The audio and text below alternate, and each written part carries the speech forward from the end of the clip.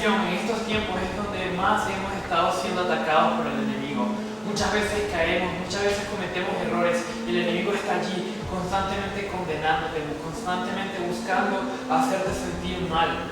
Pero hoy, realmente yo quiero recordarte que el amor de Jesús es tan grande por ti, que no te condena por más que hayas fallado. Él te dice, levántate nuevamente, no vuelvas a fallar, pero levántate. Sé que muchas veces cometes errores, pero te vuelves a levantar. Así que Dios quiere que te levantes, no que te condenes. Dice que aunque 7 veces caiga el justo, 7 veces se levantará.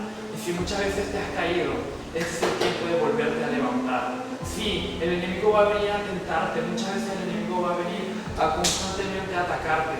Y muchas veces caemos, pero ¿sabes qué? En Dios encontramos nuevas fuerzas, en Dios encontramos la redención, en Dios encontramos la libertad. Y solamente Él llena nuestro corazón.